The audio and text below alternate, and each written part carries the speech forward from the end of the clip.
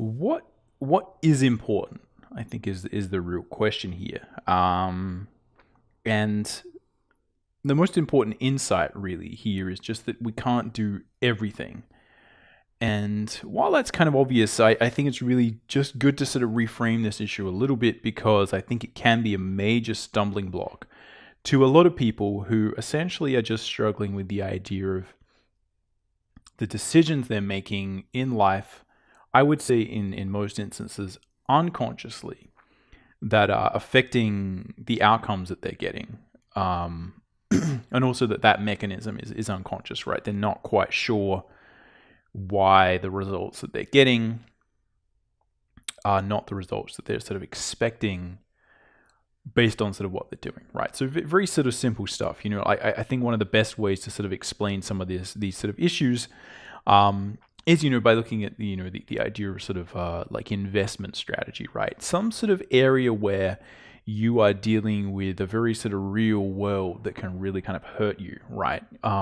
If you make the wrong decision, that there are real sort of consequences, that you can lose all your money. And I think it's good to sort of look at ideas there and sort of how people think about those things. And the idea of opportunity cost, which I talk a lot about in classes, I think really comes to play here. But the fundamental insight is just that you can't do everything. And a good example of this would be if you just look at a simple sort of career choice, right? You can't sort of be a superstar artist and a neurosurgeon, and an acrobat, and a hairdresser, all at once, right? You just can't do all of those things. Most certainly you can't do all of them well, right? And excuse me, I would say most importantly, you're not going to be able to do them to a degree where you're probably going to be able to make money doing them, right? So, and that sort of is obvious to us. But often I think when we're making our decisions, it sort of seems like maybe in some scenarios at a more macro level that we can do everything, right? And again, sometimes this is an issue because we're given expectations by, our environment, do you know what I mean? Our society, that some things should be possible, some things shouldn't be possible. Different societies have different tolerances on the amount of work that people should be expected to do. And I think that can be, like that can be a real issue, right? Like that can be like a real issue for, how you feel in relation to sort of what you're doing and the decisions you make.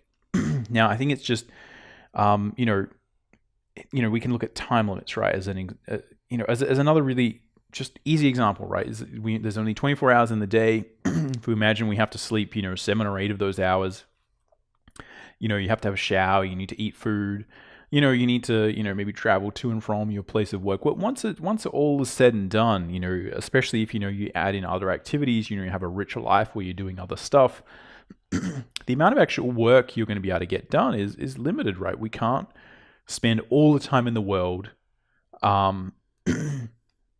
getting this, like exactly how we want it, right? We have to make compromises. We have to choose. And when we're choosing, the real key is that by choosing to do one thing, I lose the ability to do other things naturally. So the conscious choice to do one thing is underlined by an unconscious choice not to do other things. And the thing is to bring the fact that we are choosing not to do things to a conscious level and to examine that a little bit more, because I think there's a lot of wisdom to be gained there in observing what's actually happening. Now, I think that this plays directly into time management, because often, we only have so much time, and it's not just our ability to kind of, again, like get everything done and focus and all that sort of stuff. It's that once we are focusing, and once we are sort of trying to figure out what leisure activities we want to do, is that if they're not the ones we actually want to do, if they're not the right things for us, either it can mean we don't reach our goals, or it can mean, we reach our goals and we realize they're not actually the ones we wanted, or we were just doing them for someone else. And I don't want to go too much into the concept of sort of self-help and actualization and figuring out what you want to do, although I think that's important. But when it comes to time management, I think that it's often, again, the things that you don't do are just as important as the things you do. And it's really just about choosing, again, like what sort of patterns, what kind of scenarios, what sort of activities do we know that aren't going to help us get where we want, and that we need to kind of almost choose to like not do those things. So for instance, people, you might contextualize and think about concept of procrastination. Procrastination is often something that's only occurring when you are procrastinating doing work or something difficult. And that, it's sort of like a bad thing. And I think like, well, it really is just a pattern of avoidance of doing something which you need to do, but you just kind of really something is telling you not to do it, right? For whatever reason. And I think, conversely, I feel like, I've played lots of video games in my life, and I've had sort of issues with playing, too many video games, where that sort of stopped me becoming a better artist, essentially.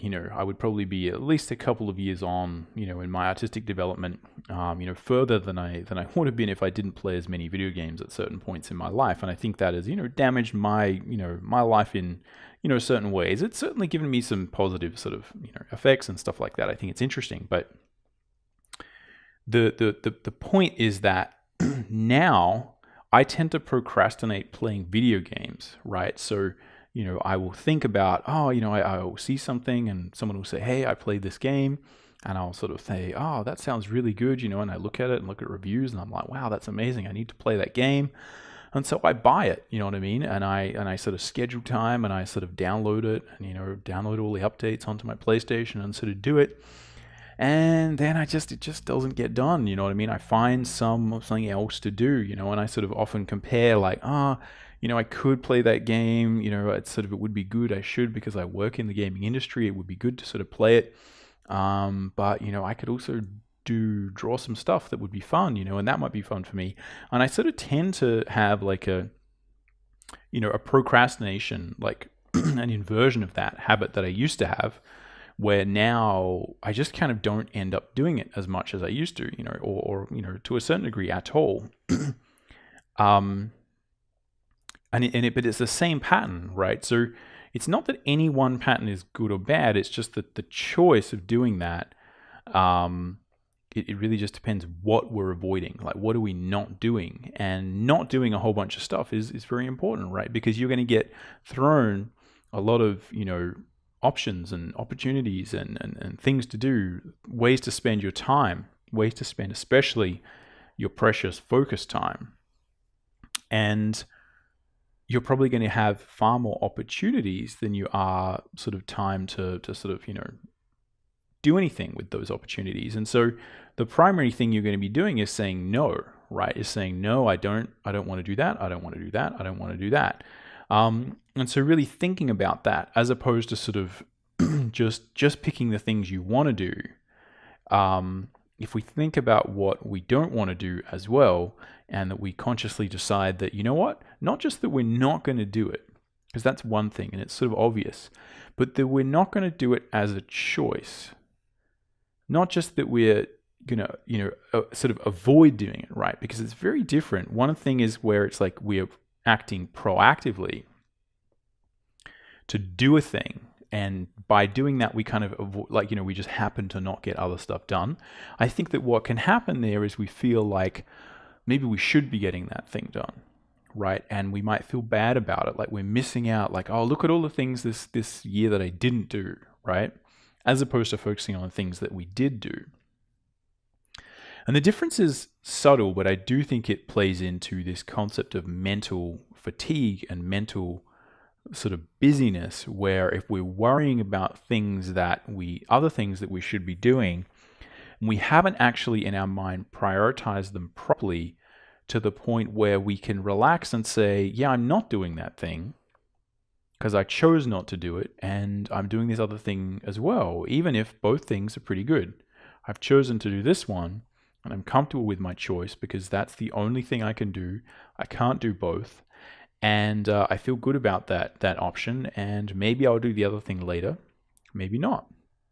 But that you are able to rationalize that full decision-making process and use it to kind of leverage your essential, like your sort of mental clarity on the issue. The other thing is that if we only focus on doing what we're doing, we can actually miss out on having a true conversation about what is actually more important. Which is the most important thing to do in any given scenario? And I know I'm talking about this abstractly now, but I will relate these concepts directly to, learning art and sort of working in the artistic industry and just sort of living that sort of life. But, I often think that it's people kind of, we end up sort of getting pushed around by just like, what, just sort of like what's happening, like what are other people telling us to do? What's everyone else doing? What seems to be the good way to go.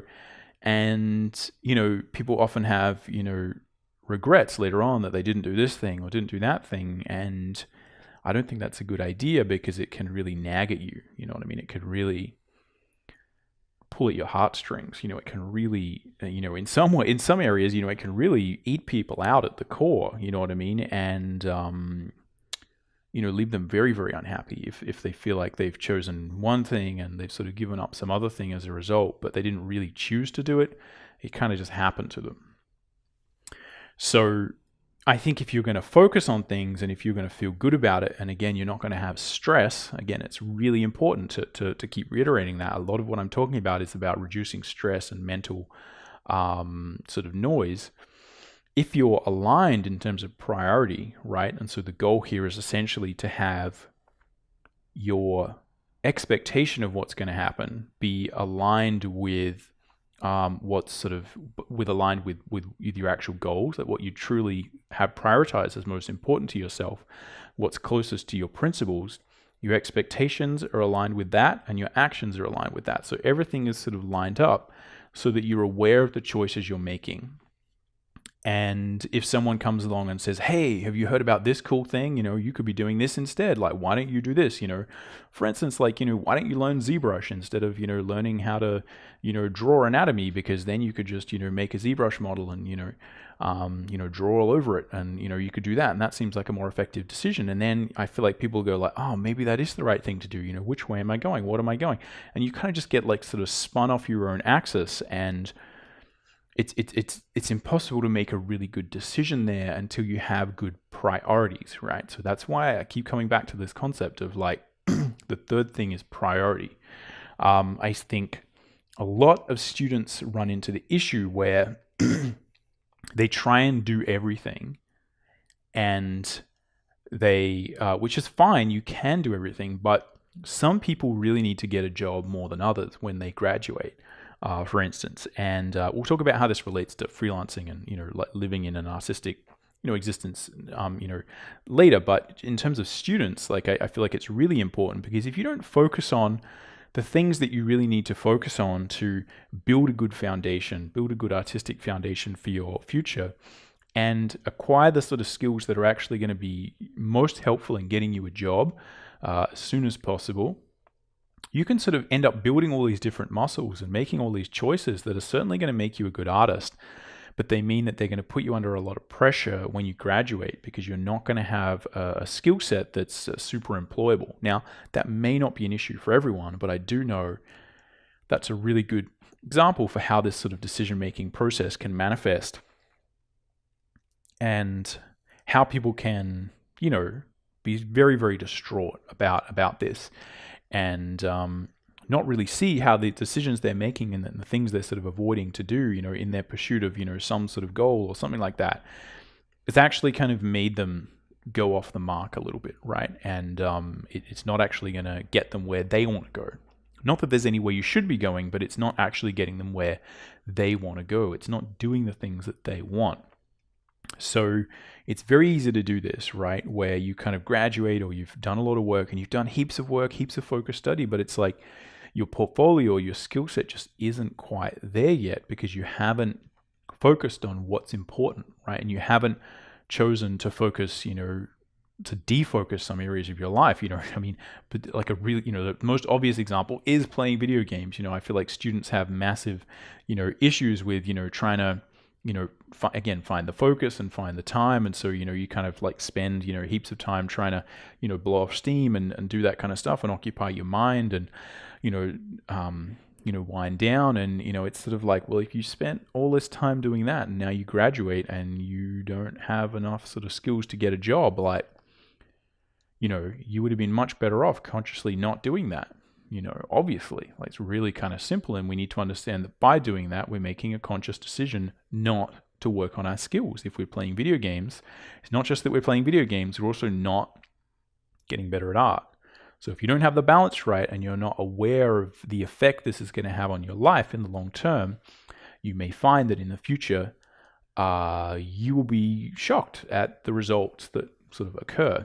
And I understand, I think we just want to avoid that, right? We want to avoid that eventuality.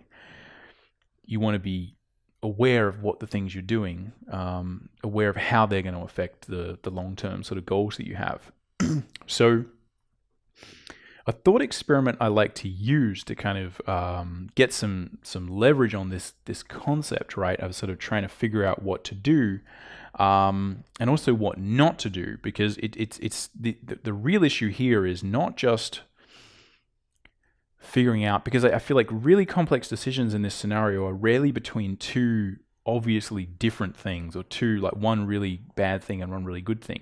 Tricky decisions, tricky investment decisions, tricky decisions in life in general tend to be between two very similar bad things or two similar good things, right? Where you have to say, well, these are both good, but which one is better and which one is better for me? Or you may have a scenario to say, well, like, look, this stuff's gone badly.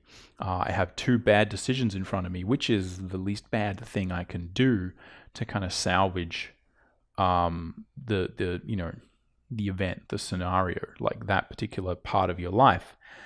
So it's not always a matter of like, just making these sort of linear decisions. That it's always a matter of sort of saying like, how do I make good decisions, and how do I sort of figure it out? So, I think it's always clear to get clear in your mind, like how are your actions actually going to affect the world? Like what's actually going to happen? And again, a good visualization I like to sort of talk about is the 3 questions, right? And I like to frame it in terms of sort of getting a job is the easiest way to explain how I'd sort of frame this thought experiment. And I think this is a thought experiment you can do, in any sort of scenario for anything, and it can kind of, just help you to kind of think about it, right? To put some stuff down on paper.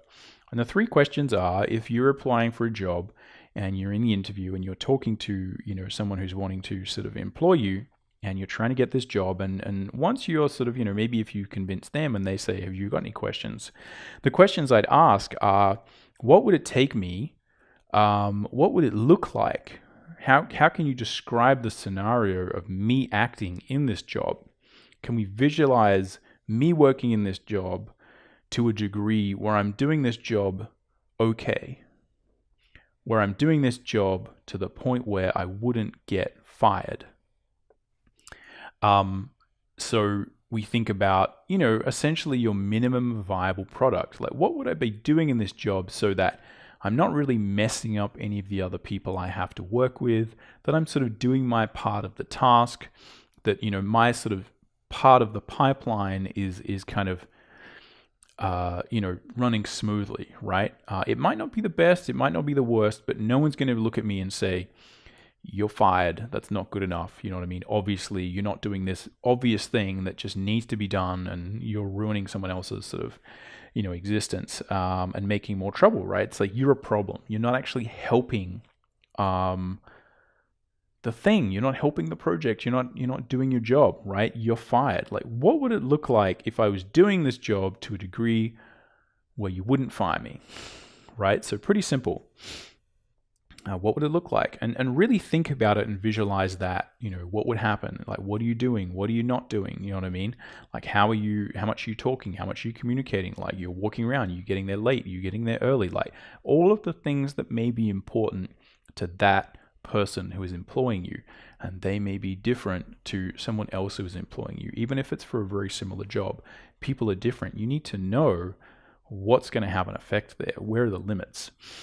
The second question I'd ask is like, what would it look like if I was doing that same job to the point where you would fire me?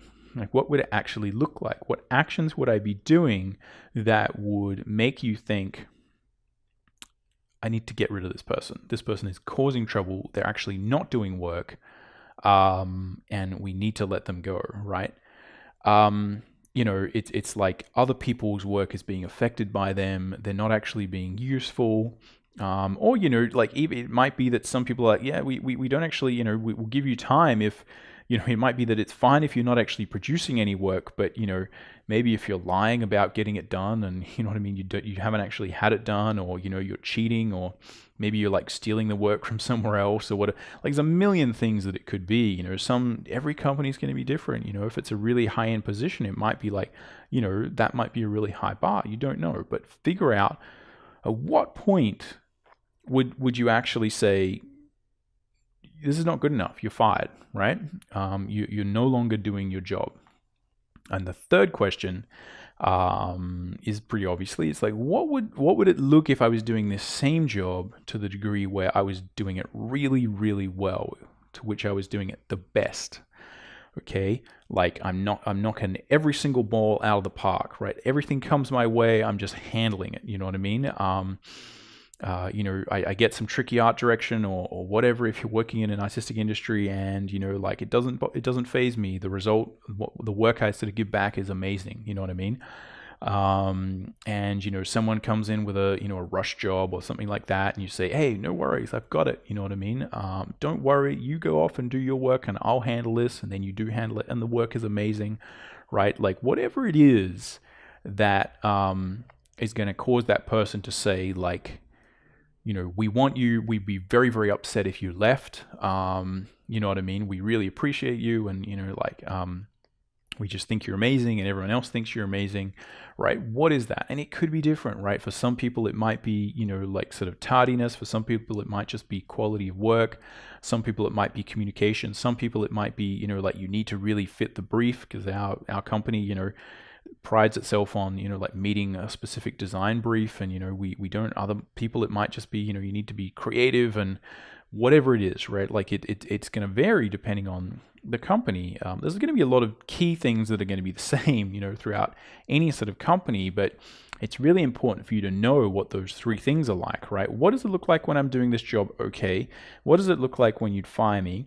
And what does it look like when I'm doing a really, really good job at it? And can you describe to me, and can we visualize, or can I visualize, can you help me to visualize what it would actually look like, right? What are things that would really annoy you? And just to be upfront about that. Now, I think that as a thought experiment is something that's very useful because it gives you different sort of levels to play with. And I think this is something that you can do and think about in many, many, many scenarios. And I think it's useful because it gives you a couple of key data points, right? It gives you that very important point. I think the most important thing here is it tells you where that level is between I'm doing the job and it's okay and you're fired, right? Because, and I see this because that is often a really important point that you need to know, because you may need to get really close to it at some points in your life and make sure that you avoid sort of dipping below the you're now a real problem and we want to fire you level. Because again, we don't know what's going to happen in our life. We don't know what's going to sort of like, we may find a whole bunch of other things that we actually need to prioritize more than work. Crazy stuff can happen. You know what I mean? You may have, personal issues, or, someone in your family passes away and you're just devastated for like, a month or a week or whatever. Maybe you can't take time off. Like, who knows? Anything can happen, right? It's a really important day and you going to work and, you crash your car or something, right? What do? You still need to do work, but, everything's, like a mess and, like, what do? It's really important to understand like where that level is, because you might have to be like going in there and putting in hours and doing stuff, And maybe not. Like, look, a good company's going to say, look, go home, don't worry about it. You know what I mean? You can have bereavement leave and stuff like that. But look, you never know what's going to happen where you're going to have to say, look, I still want to help everyone out. I still need to do my job. I can't do it the best, right? I can't even aspire to that, but I need to know where the bottom is so that I don't really like ruin other people's sort of jobs, right? That I don't start to cause more trouble, with the pipeline or whatever, and like start to be a problem, because you just don't want to do that, right? Like, no one wants to do that. Now, I think you can also see how this would be applied to a student, right? A student is studying, you've got multiple classes. Now, the question you have to sort of ask in each class is like, what are those 3 questions, right? Like, what does it look like where I'm going to fail? What does it look like where I'm going to pass and sort of be okay and no one's like upset? The teacher's not annoyed, you're not causing a scene, you're not causing trouble. And what would it look like if you're like the star student, right? That everyone aspires to be and the teacher's like crazy about. Just what do those things look like? Because not every class is going to inspire in you the top level of work, the top level of effort. That's just the reality.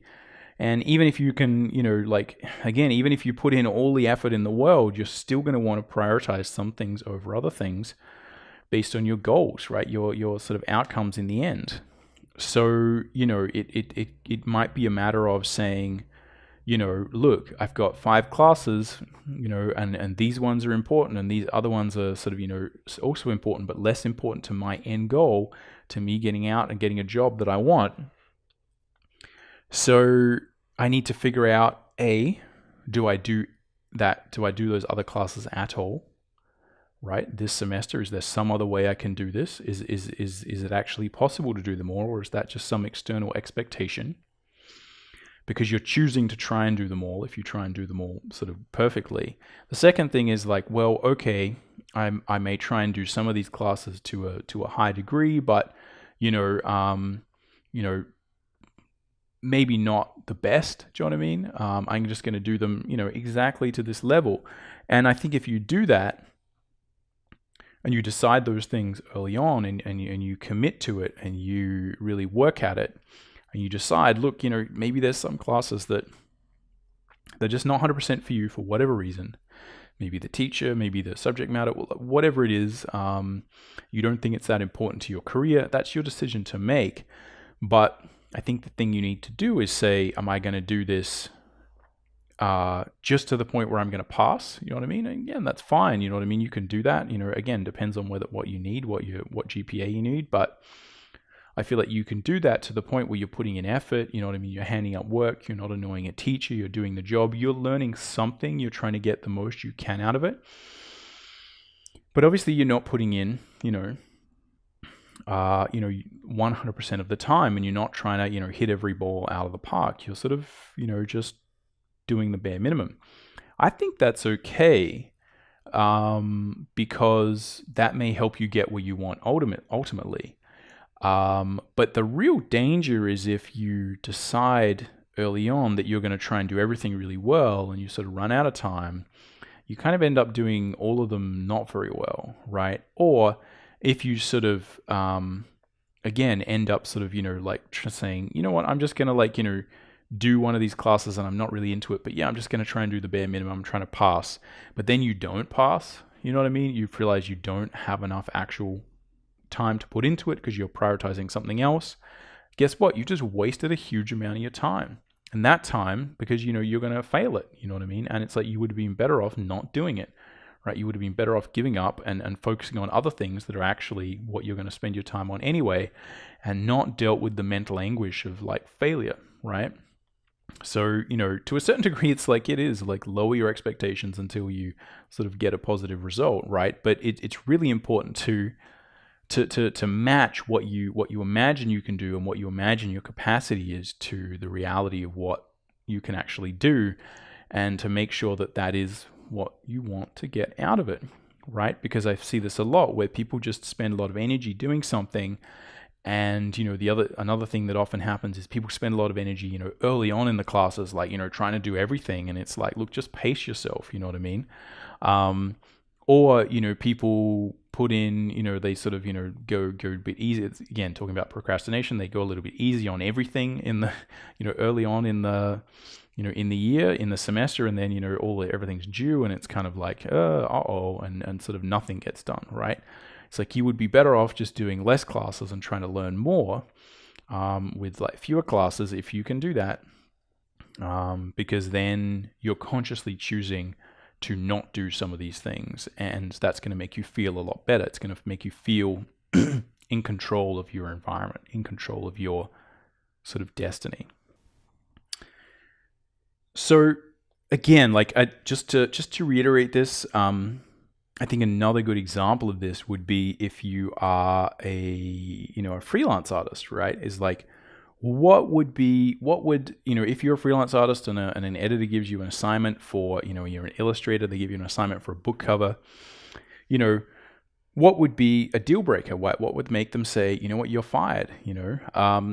Simple things like, you don't hand up the work, right? Like if you don't hand up the work, you're in trouble, right? It's like, we're going to fire you. We're not going to pay you any money. You're in trouble. Another thing might be like, we're going to, if you sort of lie and say, I'm, it's already done, and, you kind of hand up and it's kind of not quite as done as you wanted, or, you don't fit the brief, or, you got the dimensions wrong, you sort of changed things, you did a thumbnail sketch that everyone agreed on, and then you sort of changed it. Those sort of things. It's like, that's a deal breaker, right? Like that's no good. What would sort of be okay? It's like, well, you sort of hand up the job when it's on time. Maybe even if you blow your deadline, if you communicate well to your editor, they might be okay with that. If you say, look, it looks like I'm not going to be able to do this on time. Can you give me an extension? If you do that early on, they might be okay. They might be able to give you a bit of an extension, and they'll feel like that's okay. They're not going to be over the moon, but they're not going to get really angry and sort of, want to fire you. And, again, like what would it look like if you're an illustrator and, an editor's going to think you're an amazing sort of superstar? It's like, well, again, maybe they come to you and, they need something done really quickly to a really high degree of sort of finish, and you're able to sort of do it, you know what I mean? And you do it professionally, you do it on time, you take on the work, and it sort of happens, and you're easy to work with. They're going to want to come back and work with you again because they know you're reliable. Maybe if they hand you a really sort of tricky brief, with a lot of changes, maybe, they have a client or someone else they're working with who is a problem, and they know they're a problem, but they can't do anything about it. And you're the illustrator, but they work with you, and, you're able to manage that brief and that tricky scenario and sort of come out with a really, really good result despite like a messy situation. They're going to feel really confident, hiring you again, and they're going to be really happy to do that because they know that you can deal with that, and they're going to want to work with you again and again. So again, just examples of like how you can start to visualize like what should be aspirational for your position in any sort of scenario, whether it's a student or a freelancer, or like just someone working in a company. You really start to think about like, what do the other people value, and what are they really going to want, and what do I value, and what do I really want, and how do I sort of make sure that happens, and actually visualize it so that I know I'm not going to make one of these terminal errors of investing too much sort of time into something but not actually getting it done. And then that actually sort of stops you putting more effort elsewhere, right? So you're consciously, essentially, if you think about it, you're consciously choosing to pick something, do it poorly, and then waste a whole bunch of time on it instead of kind of like not doing it at all, because it's not done anyway, and focusing more time on, important things to you. That's how you need to visualize it, right? That's what I'm suggesting is a better way to reframe that concept, is that we're actually choosing to do all the things we're doing, even if some of them feel like they're not under our control, right? Most of these things are in fact under our control. We just need to realize at what point we're making the decision. So again, like, another really good example of the concept of prioritizing and really thinking about what you want, and it not just being a situation of like more is better and, blah, blah, blah. If you're a freelancer, one of the major mistakes we can easily make as a freelancer is if we take on too much work. So, we get a whole bunch of work and we have an expectation upon ourselves that we're going to do really, really high quality work, and you get offered maybe more. And it's this scenario where you're like, well, yeah, I should be able to do it, right? I should be able to do all this work. If you decide to do that, it's like it can be a huge risk, because it is very easy to choose to take on like a lot of work, and then maybe in your sort of desire to do a really high level of finish on all of them, you kind of may end up getting none of it done. You may blow all your deadlines, and you end up hating all of the work because you don't get to put the effort you want into it.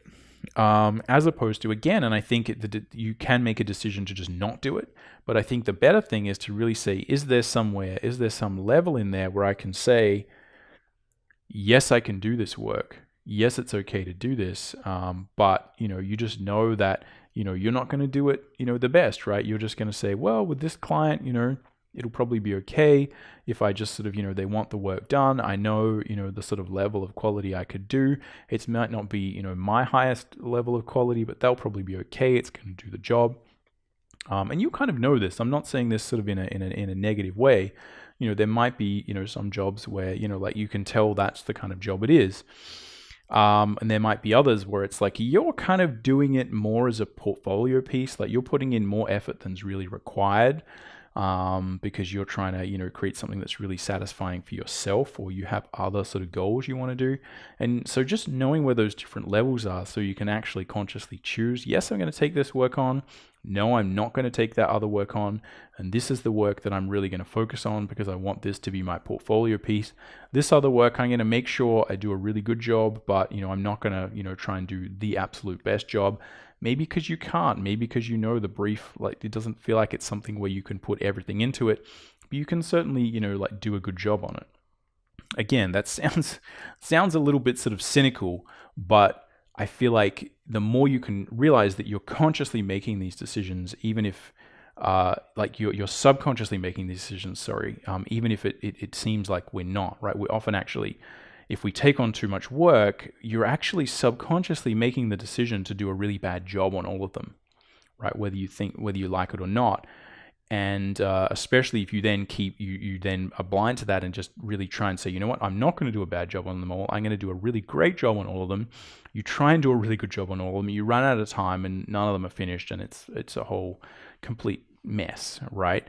You need to realize that was your conscious decision in the beginning, and you need, if you are really turned it into a conscious decision, and not just kind of let it happen on autopilot, you could actually manipulate that and make sure that that's going to happen. You are in control of your sort of expectation of how that's going to go. And if that's not how if you don't want it to all sort of end badly, you can say, yeah, well, can I actually not do that work, or can I sort of limit the amount of time I spend on this so that I fit the brief and do a good job, but not the best job, right? It sounds really cynical because we always want to do the best job on anything, but it's not possible, again, to do everything well. It's not possible to be everything to everyone, to everything, right? It's like we need to make decisions. We need to make choices all the time. And I think often in a desire to not be cynical, to be aspirational, we often lose that practicality and end up making poor decisions that really don't play out until much, much later on in our life. You know what I mean? And again, the key here is expectations, right? You need to align the choices you're making with your goals, with the expectations that you're going to have of that happening. Or, over long periods of time, if we keep making these decisions unconsciously and we don't realize it, you can end up in the wrong career. You can end up in the wrong, like universe, right, of things. And that's often, frequently happens to people. It's really important to understand that, yeah, these unconscious decisions can actually really control your life. And if you bring them up to consciousness, make sure they're aligned with your priorities, make sure they're aligned with your highest principles, and make sure that you know what's going to happen if you do this, then at least things are going to turn out in a way that is going to be reliable, in the way that you can sort of see and you can rationalize, then you can actually start to manipulate it if you feel like you're not getting the results you want, as opposed to just constantly being shocked that, oh, I keep on taking on too much freelance work and I'm the best and I need to be the best and I can't get any of it done and this is just horrible. You know what I mean? There's many people who feel very controlled by the scenarios that are surrounding them and get very frustrated and start to blame, sort of everyone. Like a good example would, if you just take too long to do work, and you don't feel like you're going to get paid enough money to do that work, but you're not getting paid enough money to justify the amount of time you're spending on something, you either need to change industry to an industry that is going to support you.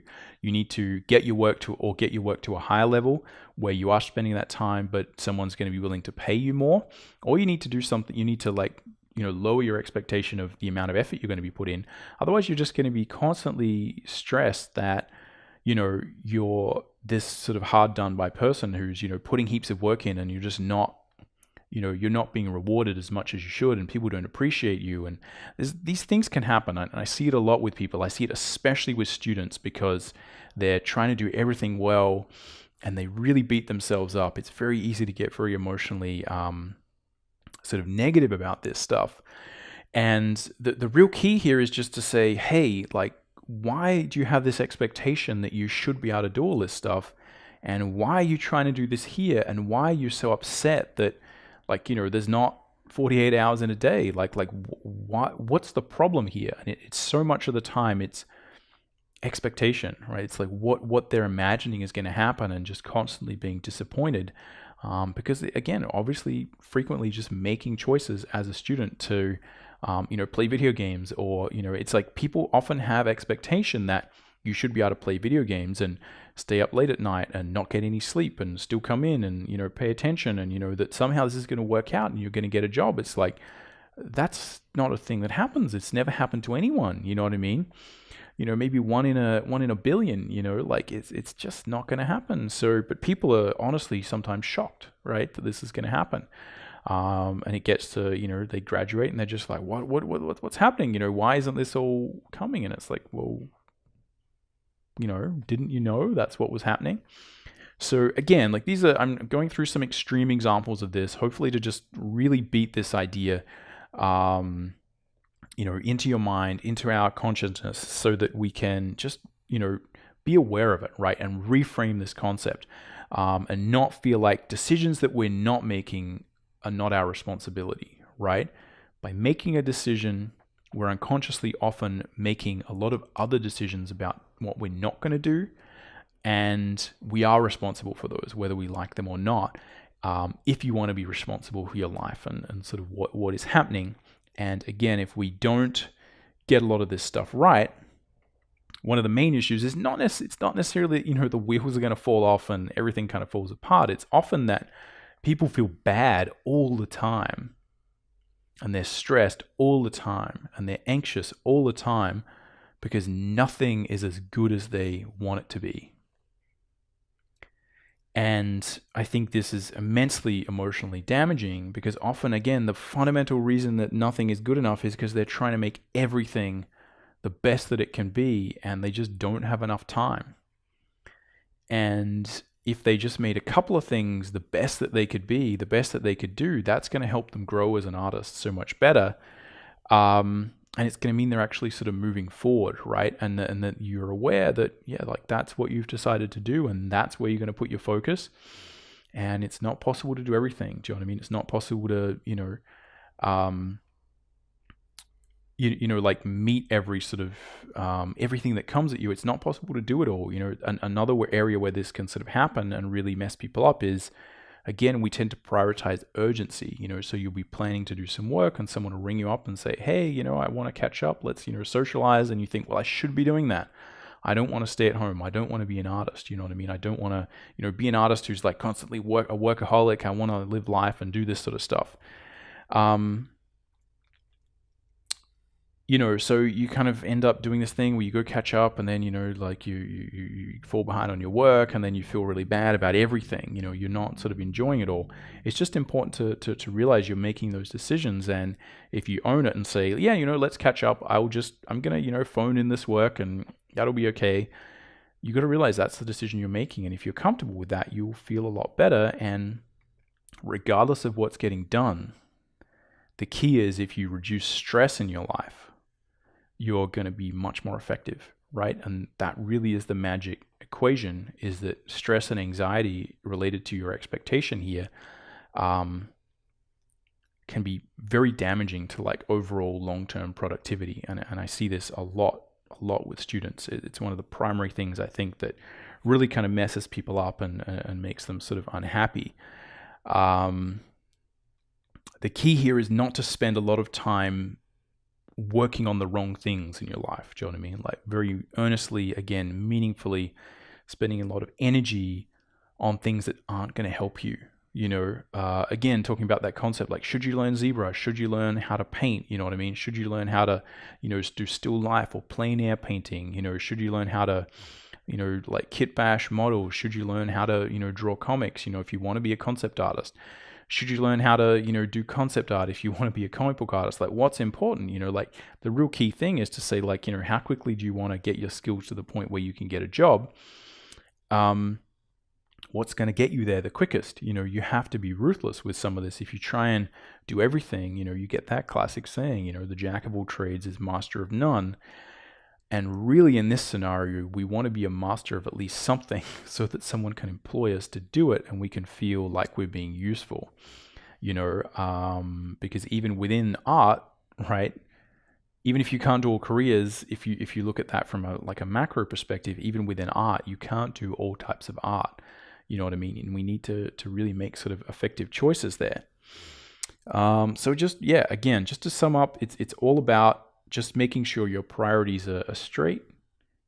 You really have thought about this, like where you want to sort of go, what you want your art to look like, and that you're just aware that the decisions you're making are affecting your ability to get there, and that you need to be making those decisions consciously, not subconsciously, because otherwise you may be surprised, you may be in for a shock.